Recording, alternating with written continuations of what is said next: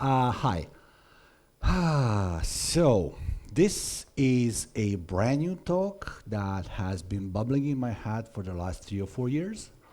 Uh, I plan to do this talk for the next season and beyond. And I'm so happy that you're the first audience to actually hear it.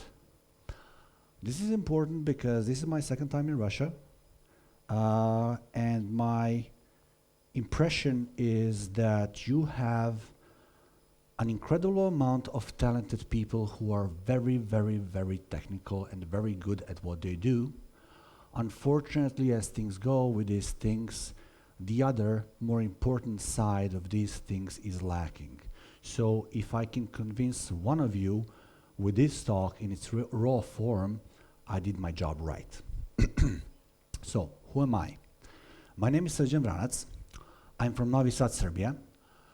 I've been doing this for some 20 odd years. I'm the founder and team lead of Code for Hire, a small consultancy agency of heavy hitters. We do difficult things. Some people call me architecture or software consultant. Some people who work with me on some projects call me the darkness because I eat them up.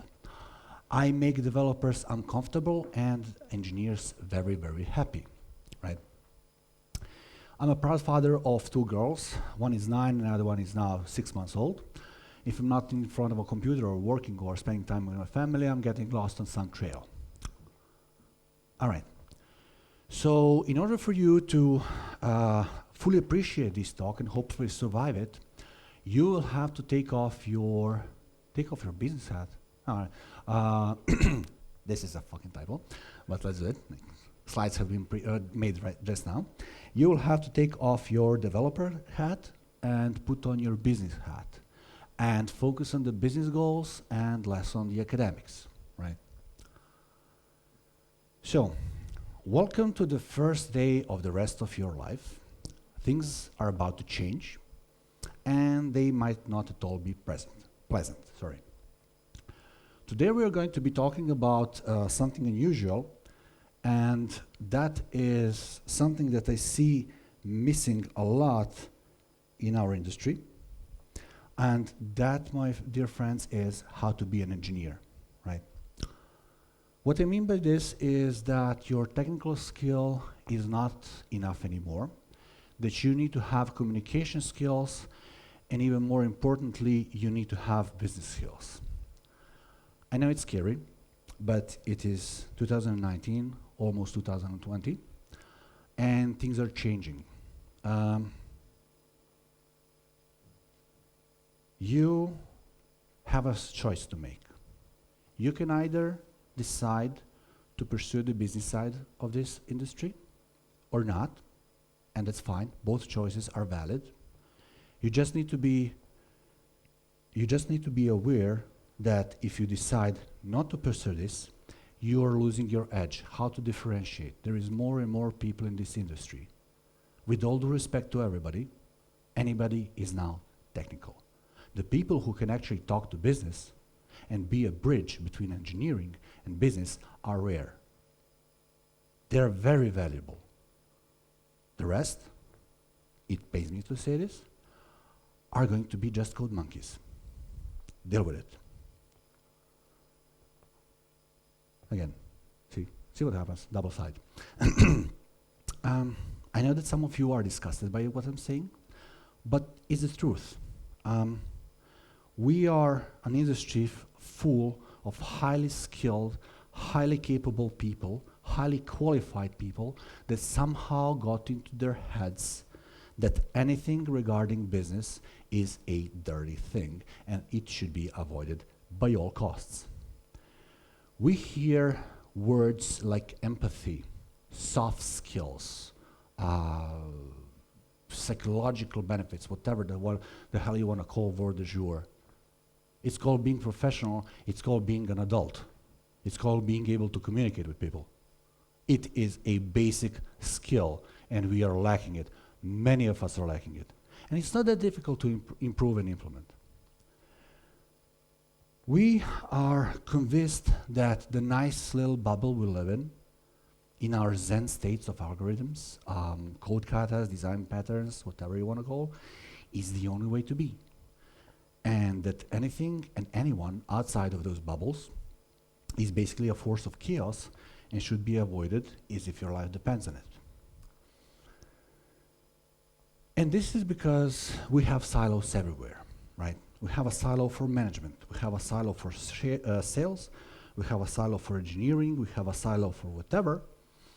And you, all of us, not you, all of us, in every silo are making damn sure that we do not mix, instead of recognizing that we are all cogs in the same machine and that we are working in concert. And unless we are doing that, we are not performing optimally.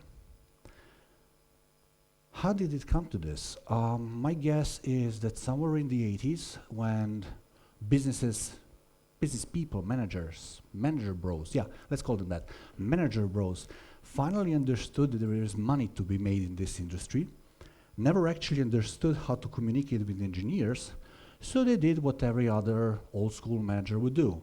Basically treat them like workers on an assembly line and just give them features and be done with it, right? Yeah. So basically at this point, all the engineers are living in this gilded cage that has a bit of a freedom and the actual lack of choice and the ability to sit at the big tables with the big boys. As a consequence of these sections, we are here today where every project is treated as a cost instead of an investment. We have CEOs who expect that 70% and over 70% of the projects are going to fail. We have 33% of projects that are never going to be completed. We have 50% of the projects that fail to meet their goal, right? Why?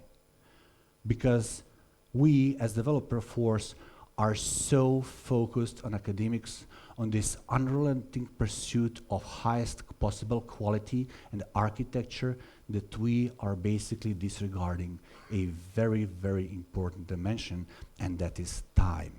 Even better, we disregard the cost, right?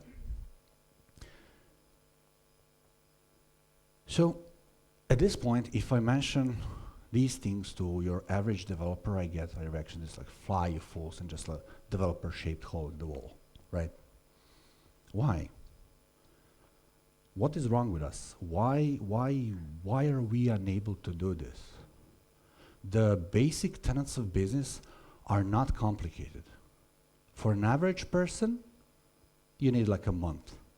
For a good set of developers, I'm guessing a week of the afternoons over coffee or tea.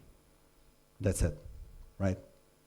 And to make matters worse, again, we're not doing this and we're bitching and moaning about how we are not listened to, how our input is not valued, how we are overruled, how we are getting these ludicrous demands with ludicrous time spans and time requests which we cannot fulfill, right? So here's another idea. Let's learn the rules to this game and then see exactly what we can do. So let's look at an example. So you come to your job in the morning, right? A job, office, everything. And you have nothing to do and you have 2 tickets. One ticket is a report of an exception. The other ticket is a request to implement the autocomplete box. Why? Because we are a full stack developer. Why not, right? So what do we know? We know that exception is happening 300 times a day, right? And that it is crashing a part of the application. We have all the stack traces that we need. We have all the logs that we need. We basically have a nice ticket that is complete that we can actually use and do our thing. On the other hand, we have this autocomplete that we know that exists on one page of a data entry application, and it should be done. From a purely developer standpoint, what do you consider as a priority? Exception? Okay, perfectly valid answer. All right, so there's a team of 5 of you, and you sink 3-4 hours into this of your engineering time, right? So let's say that it's 4 hours, or let's say 5. It's a nice round number, right? 5 hours versus by your developer rates for the outsourcing or something, let's say it's $50. So now we're looking at 5 hours times $50. This is $250 times 5 people. So that's, somebody help me because I suck at math. $1,500, $1,250 or something, right? And you come to the realization that you can do this, and you start talking to your managers, and it turns out that the exception in question crashes a part of the application, and it costs about $5, let's say, every time it crashes. So now you know that it crashes, what did you say, 300 times a day times $5, that's $1,500 plus this. Let's say $3,000 in total, right? So now you have a number. Beautiful. Let's talk about the autocomplete.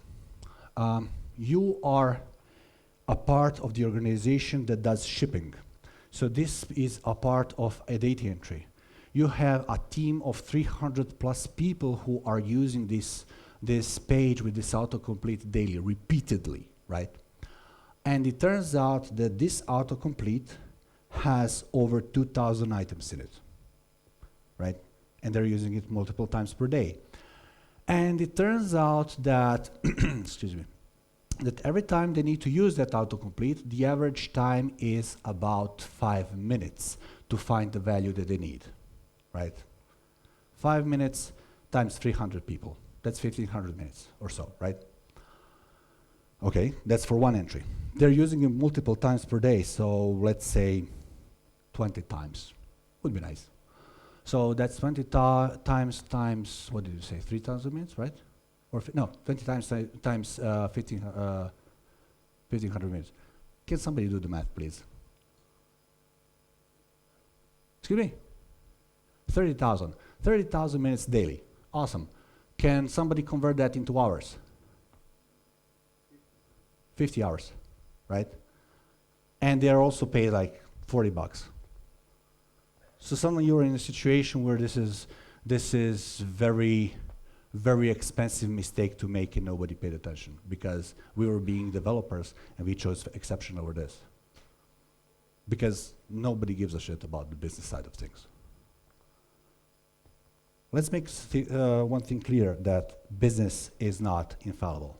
Business people do stupid shit, and that is because they make decisions with the information they have available, and we are not doing our part to give them all the information that they need. Because, let's be honest here, we are a blue-collar workers of the 21st century. We churn code and solutions, yet we pretend that we are on some kind of mystical journey for knowledge in pursuit of happiness, right? While in reality, we are trading our time for money and trying to keep up with the latest trends in the industry. Yes, some percentage of us are going to work on something significant, but most of us are just going to hobble code together and try to survive to the next change. So what is the cardinal rule of business? It is to make money, plain and simple. Every move is made in hopes of maximizing profit and cost decrease, right? So what is the primary goal of a software developer? Can somebody tell me?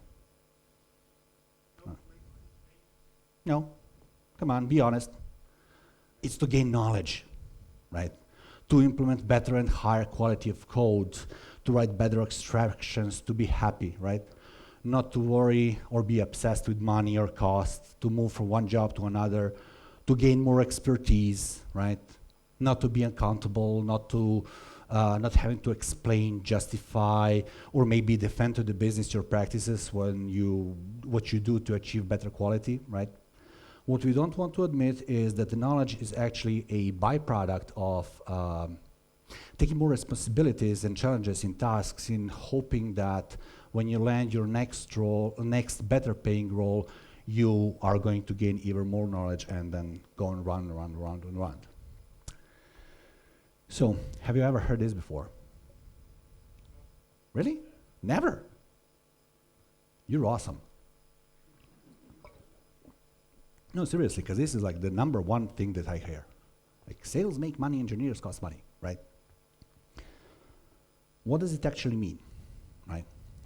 It means that your time to market is your only real metric. Cyclomatic complexity, lines of code, whatever, who cares? If it's not making money, it's useless. Be very honest about this, right? You need to be able to respond to requests of your existing and new users by shipping features in the shortest possible time frame with lowest reasonable cost and reasonable quality. We can argue that instead of time to market, it can be a profit or revenue, but you can easily recalculate these things and you can forecast. For sake of this talk, we can assume that the shorter the time to market, the bigger the revenue and profit. So instead of digging into this, what do? We often waste money for all the wrong reasons, right? There was a tweet which I will never forget a couple of years back. There was this developer, he was a team lead, and he went on to brag that one of his developers spent about 2 weeks on a ticket, and finally it was ready, feature complete, and he made a pull request, and this dude made the developer delete that pull request and do it all over again. Do you know why? Because it was not done test first. 2 weeks of work. Not even a discussion whether this was right, whether this was correct, whether the tests are green, whether the feature is complete, whether the business case is set. No, it was not done test first. Go delete, do it again. What awesome hubris, what awesome waste of resources and time. And for what? For the fallacy of good code, where the feature lags behind, where your customers are unhappy, where your potential sales fall through. Have you heard this one? Honest? Yeah? No, never. No, it's not me, sure. Yeah, no. I've been in this business too long. So, right. Let me be very clear on this. And this might make yourself feeling a little bit disgusted. Every single one of you is a salesperson. Period. Deal with it. Accept it, and then we can have a better conversation. Your commits at work, your tweets, your blog posts, your interactions on meetups, your interactions on conferences, your interactions with your coworkers, your interactions with the bosses, your whatever are sales. All right? You are displaying that you have a skill set required to finish a task. And by doing that, you are marketing yourself in hopes that when somebody is hiring, they're going to remember you and they're going to reach out for your new job, right? So as I said, stop deluding, own up to it, understand that you are a business person, that you are a salesperson, and you're going to have a much more better and more quality life. Because then you're going to start to understand how business and sales actually work, and then you can bring true value to the table, and then the business is going to start listening to you. Does anybody know what this is? What? No, come on, you know this. Everything is finite. Everything. Your life, your time, your patience, your product, your company's or your employer's finances, everything, right? This means that the management, leadership, or whatever the hell you want to call it, has a job to optimize the allocation of capital so it generates as much wealth as possible. All right? This is the reason the management is always going to prioritize pushing out new feature to production over fixing bug and refactoring. Let it sink in, right? Because that is what brings in money, not some perceived notion of technical debt, right? So in case you're wondering whether I said like technical debt is not real and it's not important and planning and architecture is not important, no, I'm saying you need to have a very, like it's not that big of a problem as we perceive it to be, because we have been driven mindlessly into fear of it. So yeah, this is kind of a mouthful, but this is basically one of the best definitions of technical debt I have heard in my life. And this is one of the best ways you can actually explain it to the business, because technical debt to us is something scary. Technical debt to business is something unperceivable, but on the other hand, they do understand business loans. And they do understand that you need to service those business loans because bank is going to come and foreclose it. So this is how you explain it to them. You need to allocate a piece of your time to service the technical debt the same way that you would service your loan to the bank, right? Because with this incredibly put definition, LeBlanc's law never happens, right? Here's another truth. Never, ever, ever talk about technical debt. You know why? Because business loves that. Business can get a line of credit to service technical debt, and in case they need more, they're going to take another one, so you kind of screwed on that one. Have you asked yourself, what is the mandate of a software engineer? Is it to follow best practices? Is it to be this shiny beacon to fellow engineers? Is it to take shortcuts and hack code together? Or is it to build and change a company culture? It died. Oh, sorry. Shit. No. Your mandate as a software engineer is to find solutions for the problems presented with acceptable compromises between time, cost, and quality, with the buy-in from the management and leadership. Do you understand what I'm saying? Do you understand what this means? You get a task. You have a time frame. You need to be acutely aware of what you can actually realistically deliver within that time frame, and list out the shortcomings and explain it to the management to get their buy-in, to make them aware that, look, we can do this, but you know, some things are not going to be the best. We might have to deal with it later, but if it's all right with you, we can proceed with this, and you can have your feature. Yeah, just watch it and enjoy it. Right? I'm not saying that there should be, yeah. This is your feature in production. This is all your perception, your assumptions. This is what happens. This is the truth.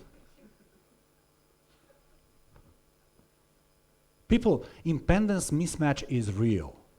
What the users want, what the users tell to the people who are writing the user stories, feature requests, whatever the hell, what the people who write it understand, what they actually write down, what they tell to the developers or the engineering team, like, those are all different things. All. I think it's called Chinese whispers? Yeah, that's what the game is called, and that's what you're playing. Unless your feature is being released into production to be validated by the users, you ain't done shit. Right?